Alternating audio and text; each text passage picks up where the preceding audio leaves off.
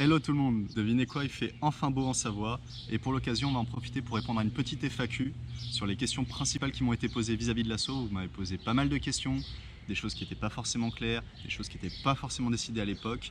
Maintenant on va y répondre maintenant ensemble sur une vidéo complètement dédiée. Commençons. La première question qui est beaucoup retombée est « Je ne suis pas sûr de bien comprendre le concept ». La Sora Movement Family s'est inspirée de plusieurs mouvements qui sont beaucoup plus populaires dans les milieux anglo-saxons. Donc n'hésitez pas à googler la mouvement de culture si vous voulez voir un peu plus d'informations sur un proche cousin de la Sora Movement Family. Maintenant, je vous invite bien sûr à venir nous voir en vrai pour pouvoir voir ce qu'on fait et découvrir vraiment par vous-même dans les faits comment se passe la pratique. Mais voilà, je vais essayer de vous expliquer vraiment en quelques phrases un peu qu'est-ce qu'est la Sora Movement Family, qu'est-ce qu'on va vous enseigner l'année prochaine. Tout d'abord, je comprends tout à fait que le concept soit un peu dur à comprendre.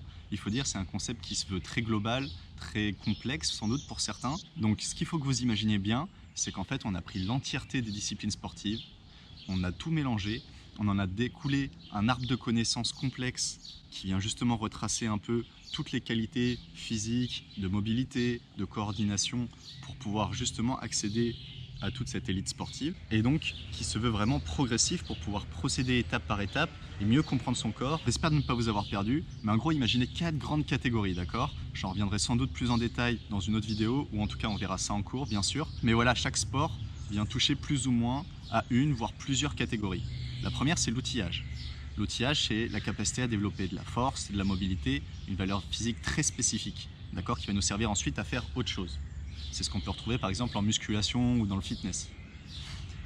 Ensuite, la deuxième catégorie, ça va être l'application. C'est comment, dans la pratique, je vais utiliser les différents outils que j'ai pour créer un mouvement donné, par exemple faire une roue.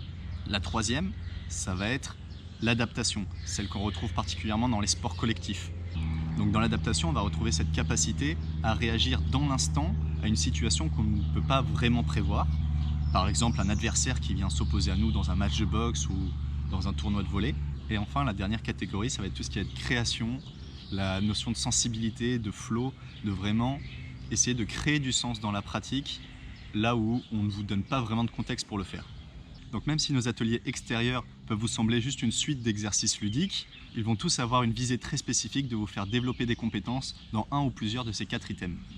Bien sûr, ce n'est qu'une présentation et dans nos cours l'année prochaine, on va voir beaucoup plus en détail et en profondeur et beaucoup plus progressivement comment développer cet arbre de compétences et donc par le même biais à développer de plus en plus de compétences physiques et de plus en plus de liens directs avec notre corps. En fait, là où le fitness et beaucoup de cours de yoga ne s'attellent qu'à vous faire travailler des items des 2 premières catégories, donc celle de développer de la force, de la souplesse, donc de l'outillage, ou celle de développer des mouvements précis, mais toujours dans un contexte donné au sein de votre tapis. Attention, je ne dis pas que ce ne sont pas des bonnes manières de le faire, et je ne dis pas que ça ne sert à rien de travailler un bon outillage ou une bonne application. Je dis que par contre, là où ces disciplines pêchent, c'est qu'elles vous apprennent ni à s'adapter, ni à créer. Donc pourquoi pas continuer à travailler sur vos tapis ou sous vos haltères, mais en plus de ça, moi je ne saurais que vous conseiller de venir essayer de découvrir un peu tout le reste du spectre à nos côtés et découvrir avec nous un monde merveilleux dont vous n'avez probablement même pas connaissance. Dernier point important, même si on parle d'un sport qui a une dimension très artistique, elle s'appuie aussi énormément sur tout ce qui est l'aspect scientifique de la préparation physique. Il y a énormément d'outils qu'on va utiliser pour gagner en mobilité, en force ou en toute autre qualité physique qui sont issus d'études récentes de préparation physique ou bien du monde de la kiné, même si forcément dans le monde de la kiné on pousse moins loin la performance et en même temps est-ce que c'est vraiment ce qu'on demande à un kiné? Chacun son boulot. Deuxième question, est-ce accessible à tous et à tous les niveaux?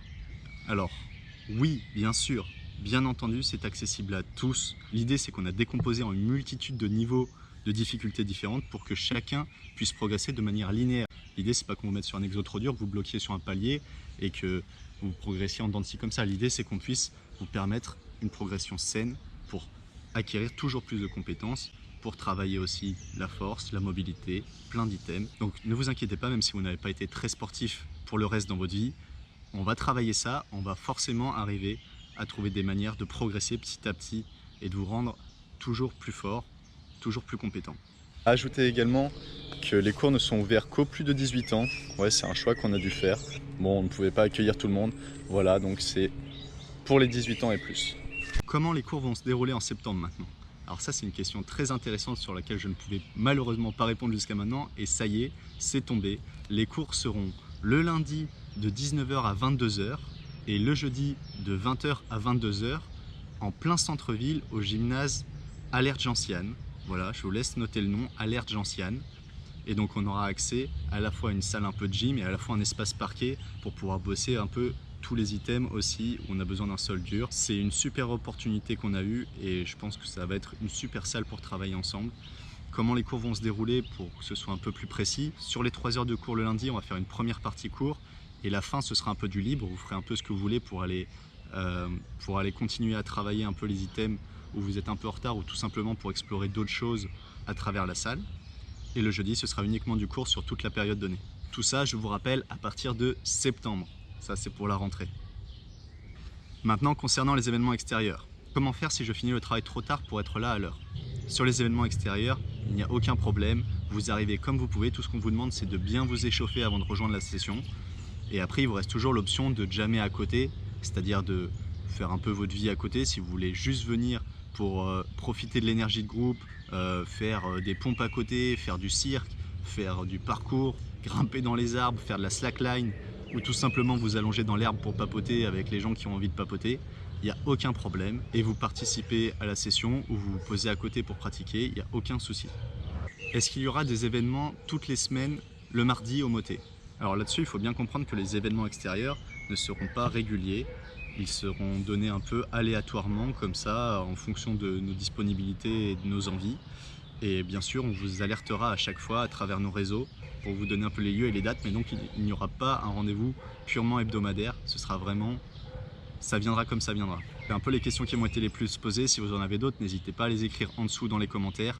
N'hésitez pas à nous suivre sur les réseaux, à parler du projet autour de vous, aux gens que ça peut intéresser. Le but, c'est aussi que, comme c'est une discipline qui n'est pas forcément très connue, le message se passe un peu de bouche à oreille et que les gens qui ont envie de découvrir ça viennent nous rejoindre.